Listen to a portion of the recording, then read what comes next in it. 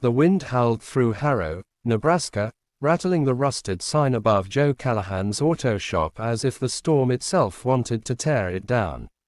Inside, under the dim glow of a flickering fluorescent bulb, Joe hunched over a workbench, his calloused hands shaking as he clutched a crumpled eviction notice, the ink smudged from the rain that had soaked his clothes.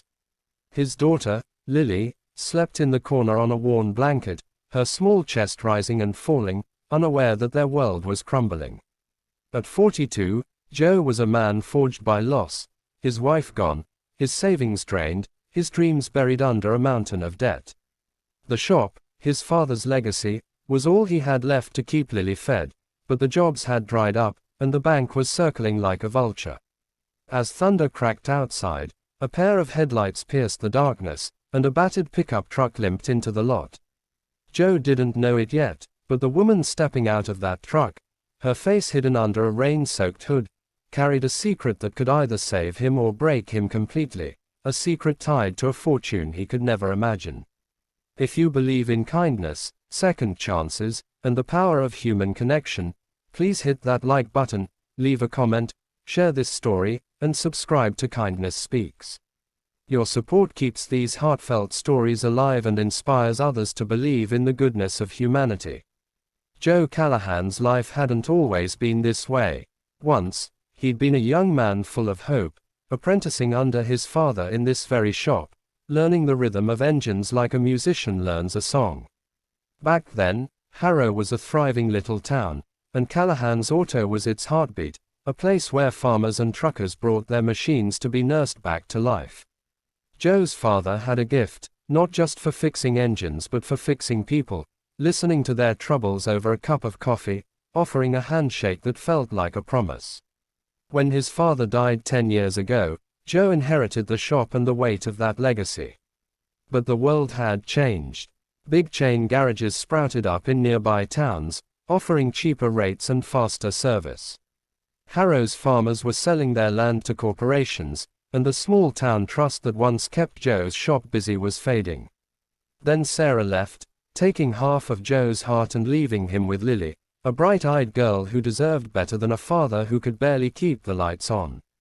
The shop's roof leaked, the tools were outdated, and the apartment upstairs smelled of mildew, but Joe kept going, for Lily.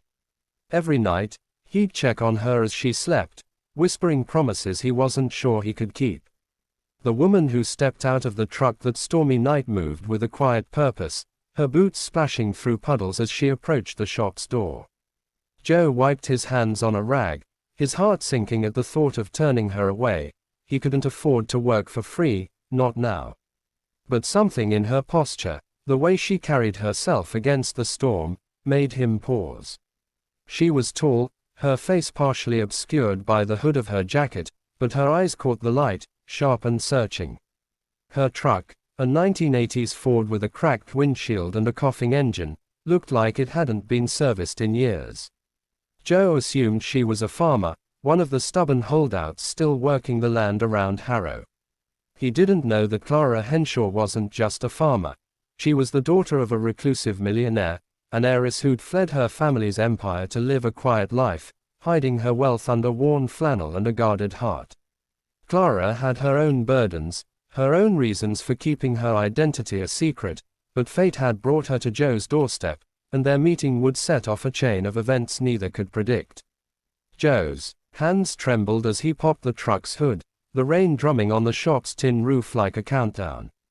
The engine was a mess, leaking oil, a cracked gasket, and a fuel line that looked like it had been patched with hope and duct tape. He could fix it, but it would take hours, maybe days, and parts he didn't have. The woman, Clara, stood quietly, watching him work. She didn't hover or complain, just leaned against the wall, her presence steady but unreadable. Joe felt a pang of shame at the state of his shop. The cluttered workbench, the cracked concrete floor, the stack of unpaid bills tucked under a wrench. He wanted to tell her to take the truck somewhere else, somewhere with shiny tools and a waiting room with free coffee. But Harrow was miles from anywhere, and the storm wasn't letting up. Besides, he needed the work, even if it was just enough to buy Lily a warm meal. As he worked, He stole glances at Clara, noticing the way her hands fidgeted with a silver ring on her finger, the only hint of something valuable on her. He didn't know that ring was a relic of her past, a gift from a father she'd spent years running from. The hours stretched on, and Joe's exhaustion deepened. His back ached from bending over the engine, and his fingers were raw from wrestling with rusted bolts. Lily stirred in her sleep, murmuring something about her mother, and Joe's chest tightened. He hadn't told her about the eviction notice yet, hadn't found the words to explain that they might lose the only home she'd ever known.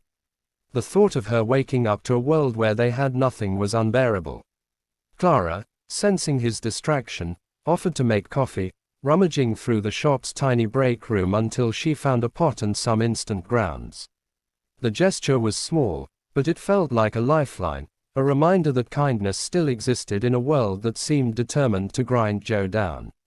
As they sat, the storm outside softening to a steady drizzle, Clara began to talk, not about herself, but about the land, the way the fields looked at dawn, the way the earth held stories in its soil. Joe listened, grateful for the distraction, unaware that her words were a shield, keeping her true story hidden. Days passed, and Clara's truck became a puzzle Joe couldn't quite solve. The parts he needed were expensive, and his usual supplier was out of stock. He called in favors, scoured junkyards, even drove an hour to a neighboring town, leaving Lily with a neighbor. Each setback felt like a personal failure, a reminder that he was barely holding on. Clara, though, was patient. She'd show up at the shop each morning, sometimes bringing a thermos of coffee or a bag of groceries, insisting they were extras from her pantry. Joe accepted them reluctantly, his pride stinging, but he couldn't deny the relief of seeing Lily eat something other than instant noodles. Clara's quiet generosity was disarming, and Joe found himself opening up, telling her about the shop's history, his father's dreams, his own fears of failing Lily. Clara listened, her eyes softening, but she never shared her own story, deflecting questions with a skill Joe didn't notice. He didn't know that Clara was wrestling with her own past, with the weight of a fortune she'd rejected and a family she'd left behind.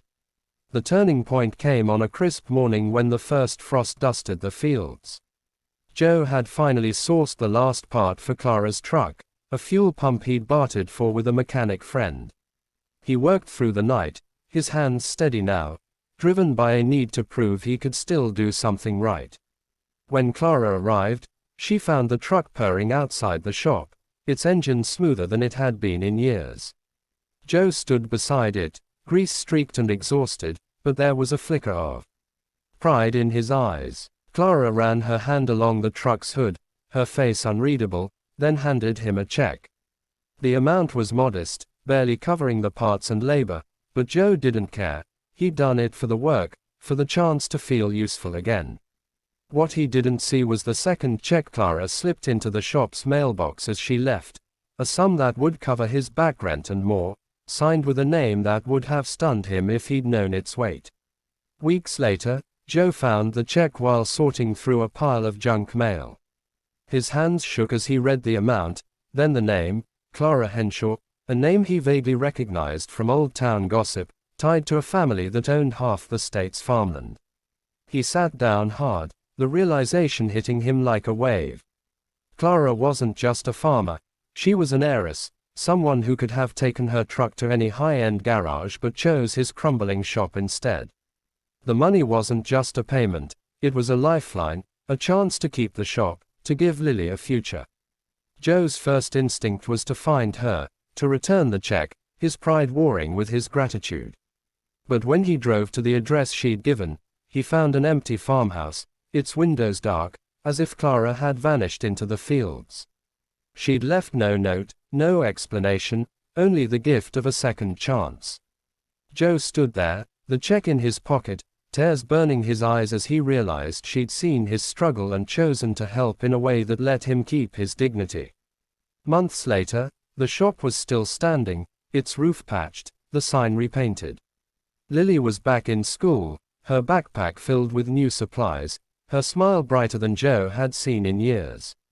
The town began to notice, too, farmers trickled back, drawn by stories of Joe's skill and his quiet resilience. He never saw Clara again, but her act of kindness rippled through his life, a reminder that even in the darkest moments, hope could find a way. Joe kept her check framed on the shop's wall, not as a trophy, but as a promise to pay it forward, to be the kind of man who fixed more than just engines. He told Lily the story one night, as they sat under the stars, and she hugged him, whispering that she was proud of him. For the first time in years, Joe believed her. If this story of kindness, redemption, and second chances touched your heart, please like, comment, and share this video. Subscribe to Kindness Speaks to join us in celebrating the moments that remind us of the goodness in the world. Your engagement means everything to us. Before we end, we'd love to hear from you. Please drop a comment below sharing what this story meant to you or a time when a small act of kindness changed your life. Let's keep the conversation going and spread the warmth of these stories together.